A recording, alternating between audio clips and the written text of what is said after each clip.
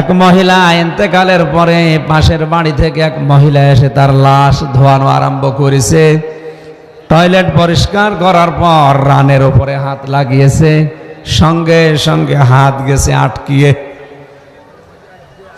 এলাকায় যিনি ইমাম ছিলেন তাকে ডাক দেওয়া হলো, আসেন দেখেন কি অবস্থা হয়ে গেছে। কয়েক ঘন্টা পার হয়ে গেল কিন্তু হাত আমরা ওখান থেকে আর নামাতে পারি না। এলাকায় যিনি কাজী ইমাম তিনি রায় দিলেন, এক কাজ করো, জীবিত মানুষদের তো হাত কাটা যায় না, যে মহিলা মারা গেছে ওর রান থেকে ওই চামড়া কেটে বাদ দিয়ে দাও। ওই মহিলার স্বামী আর সন্তান প্রতিবাদ করছে, না এটা আমরা হতে দেব না। আমার স্ত্রী মারা গেছে, ছেলেরা বলে আমার মা মারা গেছে, সে পরহেজগার ছিল, ভালো ছিল, আর সে মারা যাওয়ার পরে তার চামড়া কেটে বাদ দেবেন, এটা কখনো আমরা মানি না। হট্টগোল গন্ডগোল এই হইচই দেখে বড় যিনি কাজী আছেন জেলা শহরে, মনে করেন তাকে নিয়ে আসা হলো। তিনি এসে রায় দিলেন যে মরা মানুষের চামড়া কাটার দরকার নেই। ওর স্বামী আর সন্তানরা যখন নারাজ, রাজি না, তখন এই জীবিত মহিলার হাতটা কেটে ওই জায়গা থেকে বাদ দিয়ে দেন। জীবিত মহিলার যে স্বামী এবং সন্তানেরা এরা এবার বেঁকে বসেছে, না এটা হতে দেব না। এরা দুইজনেই বলছে আমার স্ত্রী আমাদের মন মতো, আমাদের মনের মতো স্ত্রী, এরা নেককার মহিলা, কেউ কারো প্রতি কোনো খারাপ ধারণা করছে না। তাহলে হাতটা আটকিয়েছে তাও রানের ওপরে কোন কারণে? কেউ তো ফায়সালা দিতে পারছে না। এদেশের সবচাইতে বড় বিচারপতি যিনি, প্রধান বিচারপতি ওই সময় ইমাম মালিক ছিলেন, তাকে মদিনা থেকে নিয়ে আসা হচ্ছে। খবর দিলেন, হ্যাঁ যাও ব্যবস্থা করো, আমি রায় দেব। প্রধান বিচারপতি চিফ জাস্টিস এসে গেছে। এই মেয়েটাকে সামনে দাঁড় করিয়ে স্বামী দুইজনকে বলছে, আপনারা স্ত্রীর পরে খুশি আছেন কিনা? দুইজনেই বলে, হ্যাঁ আমরা দুইজনে আমাদের স্ত্রীদের উপরে খুশি। এখানে যারা ওয়াজ শোনার নামে, তাফসীর শোনার নামে এত কষ্ট করে বসে আছেন, শুধু আওয়াজ শুনে চলে যাচ্ছেন না, এখান থেকে শিক্ষা নিয়ে যান। মেয়েরা দুইজন স্বামী সামনে দাঁড়িয়ে, চিফ জাস্টিসের সামনে দাঁড়িয়ে বলছে, না আমাদের স্ত্রী আমাদের মন মতো, এরা ভালো নেককার, এদের আমরা অন্তত পরিবারে কোনো কিচ্ছু আমাদের চোখে ধরা পড়েনি। এখানে এই যে স্বামী সহ যত স্বামী আমরা এখানে বসে আছি, এখন যদি শরীফ চালানো যায় নিরপেক্ষভাবে, আপনি বলতে পারবেন যে আমার স্ত্রী আমার মন মতো 100 ভাগ? না, আওয়াজ তো আসে না, এটা দ্বারা বোঝা যাচ্ছে 100 জনের 100 জনই এখন আমরা বড় ওপরে নারাজ। এবার আওয়াজ দিয়েছে। সম্মানিতা মা বোনেরা, নবীজি জানিয়েছেন, কোন স্ত্রী যদি মারা যায়, তার লাশ দেখে যদি স্বামী বলে, জানো আমার স্ত্রী কিন্তু আসলে আমার মন মতো ছিল, আসলেই ভালো ছিল, আল্লাহর নবী বলেন আল্লাহ ওই স্ত্রী লোককে মাফ করে দেবে। দুঃখজনক, আমাদের কপাল খারাপ, এই হাজার হাজার মানুষের ভেতরে একটা মানুষ আমরা বলতে পারলাম না যে আমাদের বউ আমাদের মন মতো। না, খুব জোরে বলার দরকার নেই, আবার খাবার রান্না বন্ধ করে দেবে। সম্মানিতা মা বোনেরা, অনেকেই বিভিন্ন জায়গায় বদনাম করেন যে আমির হামজা আমাদের দেখতে পারে না। না, আমি হাদিসের চোখ লাগিয়ে আর বাস্তবতার দিকে তাকিয়ে দেখছি যে মিলছে না।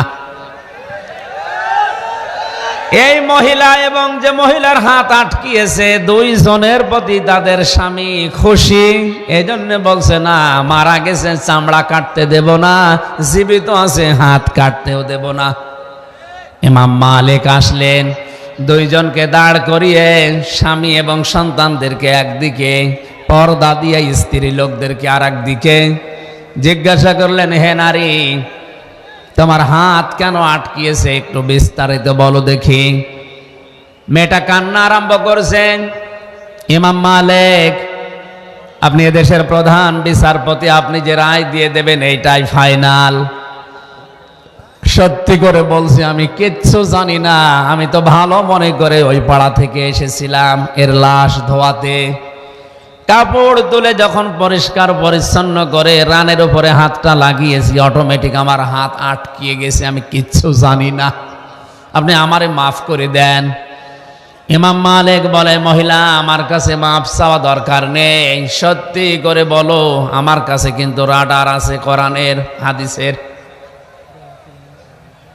আল্লাহর নবী জানিয়েছেন, মান সালিমাল মুসলিমুনা মিন লিসানিহি ওয়া ইয়াদিহি, ওই লোকটাই মুসলমান যার হাত দ্বারা আর মুখ দ্বারা মুসলমানেরা শান্তি পায়।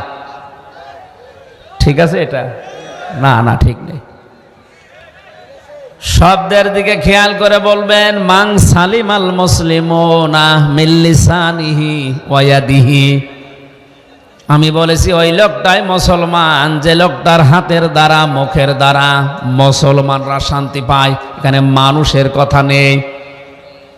মুসলমানরা শান্তি পাওয়া লাগবে আপনার হাতের দ্বারা মুখের দ্বারা, তাহলে আপনি মুসলিম।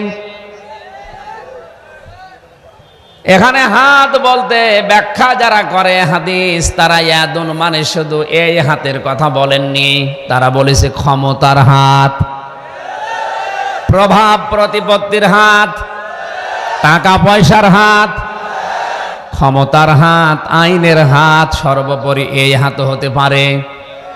মুখ বলতে শুধু এই মুখ না, অনেক রকমের মুখ দুনিয়ায় আছে। আপনার এই মুখের দ্বারা এমন কোনো কথা যেন বের না হয় যেটা তীরের মতো একজনের অন্তরে লাগে। এই জন্যই তো বৈধ কোনো কাজ করার পরে মানুষের মনে দুঃখ দেওয়া হারাম। হ্যাঁ, অবৈধভাবে দিতে পারেন, অসুবিধা নেই। আমি এখান থেকে যে শিক্ষাগুলো পেয়েছি তাফসিরে, ওইটা তুলে আনার জন্য এই ঘটনাটা নিলাম কয়েক মিনিটে। ভালো করে খেয়াল করেন। ইমাম মালিক বললেন, মেয়ে তোমার হাত আটকানোর কথা না, অবশ্যই তোমার এই হাতের দ্বারা বা মুখের দ্বারা কোনো কষ্ট এই মেয়েটাকে দিয়েছো।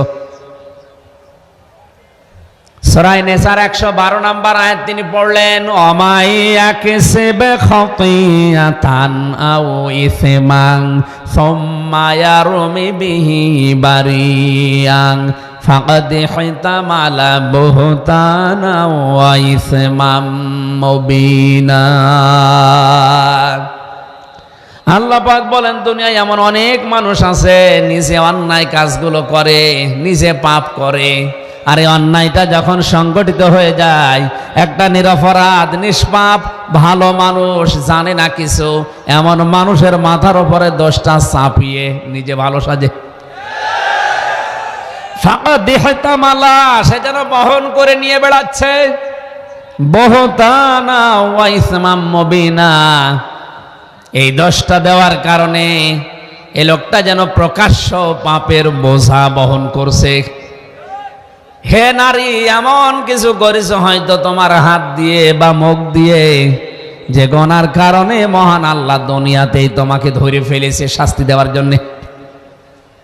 ধমক দেওয়ার পরেও মেয়েটা সাক্ষী দেয় না, মুখ খোলে না, বলে না আমি কিছু করিনি, আমি কিচ্ছু করিনি, কিছু জানি না, এমনিতে আমার হাত আটকিয়ে গেছে। ইমাম মালিক বললেন, না, কোরআন কোনোদিন মিথ্যা হতে পারে না।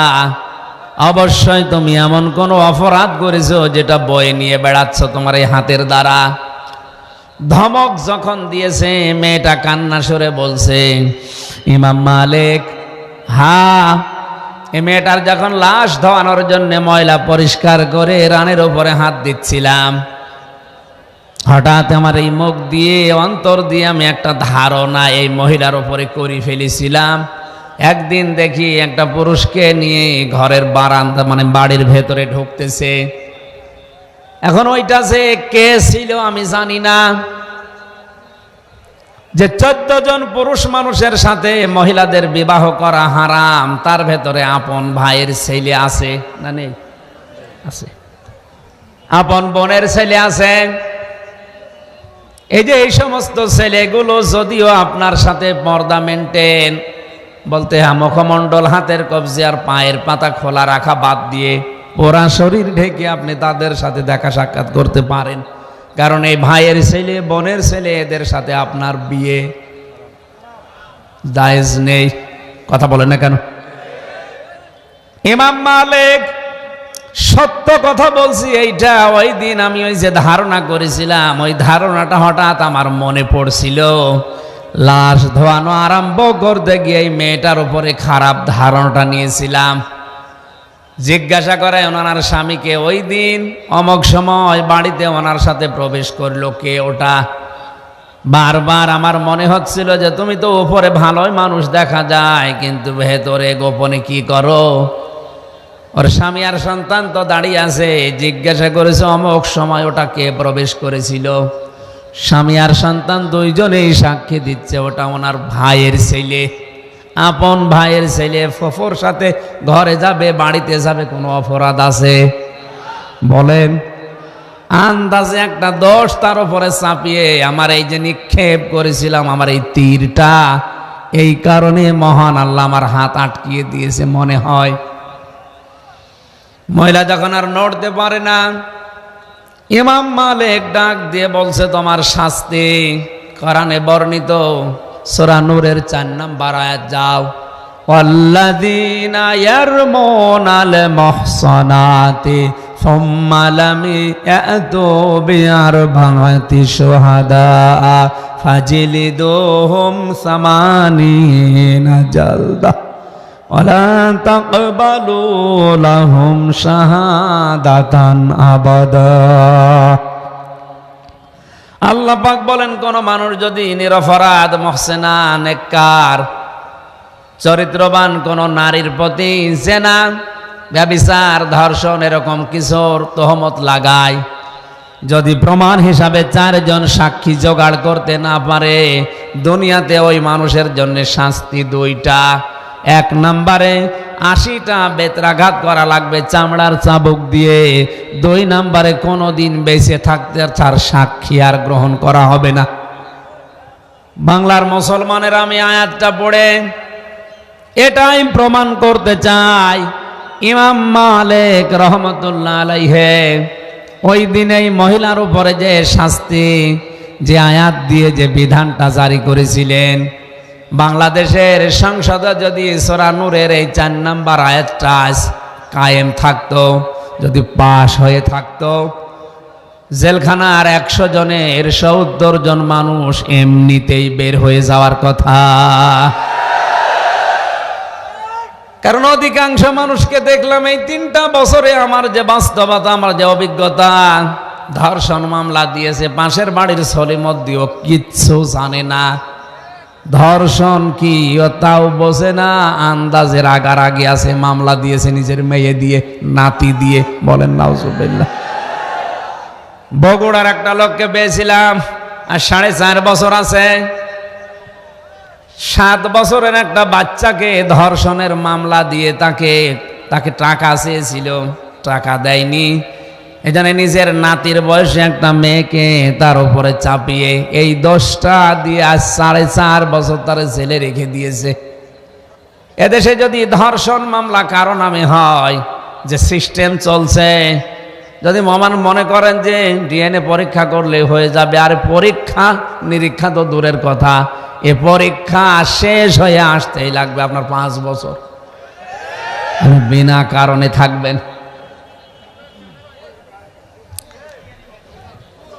শিয়াল দৌড়াচ্ছে, একজন ডাক দিয়ে বলছে কি দৌড়াও কেন? বলে বনে বাঘ পড়েছে। বাঘ পড়েছে, তোর দরকার অসুবিধা কি? তোরে ধরবে? বাঘ তো হরিণ ধরার জন্য দৌড়িয়ে বেড়ায়। শিয়াল ডাক দিয়ে বলছে, ভাইরা, আমি যে শিয়াল, এইটা ধরার পরে প্রমাণ করতে লাগবে 6 মাস। আজ এমন একটা অবস্থায় আমরা দাঁড়িয়ে আছি বিশ্বের উপরে, অপরাধ না করে জেলখানায় আপনি বছরের পরে বছর পচতে থাকবেন, ওটা প্রমাণ করার জন্য 7 বছর লাগবে যে না আপনি নিরপরাধ। এই আয়াতটাই জন্য আমরা সংসদে যদি কায়েম থাকতে পারতো, 53 বছর আগে যদি কায়েম হয়ে যেত, সারা বাংলাদেশে এখন 1,10,000-এর মতো বন্দী আছে। 1 লাখ বের হয়েছে, 10,000ও থাকতো না। অধিকাংশ গুলোই দেখতে পাচ্ছে এরকম আন্দাজের মামলায়। ইমাম মালিক ডাক দিয়ে বললেন, জল্লাদ চাবুক লাগাও একটা করে।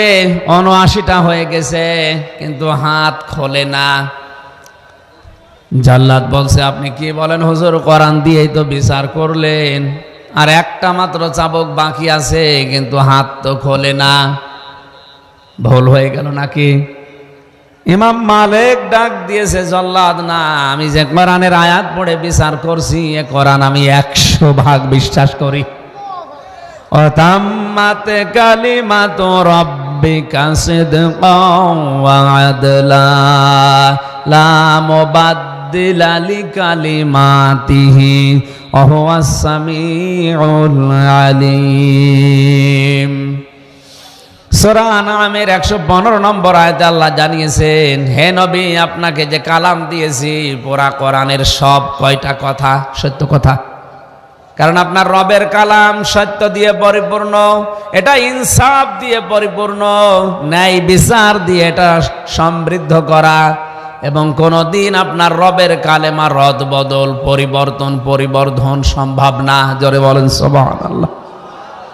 তো কোরআনে যত কথা আল্লাহ দিয়েছে সব সত্য কথা, এটা ন্যায় বিচার দিয়ে পরিপূর্ণ করা। উনি নিজেই বললেন, সামানিনা জালদা, 80টা বেত্রাঘাত করলে সে পাপের শাস্তি শেষ হয়ে যাবে। 79টা হয়ে গেছে, আর মাত্র একটা বাকি আছে, অথচ এখনো পর্যন্ত হাত খোলে না। দাঁড়াও,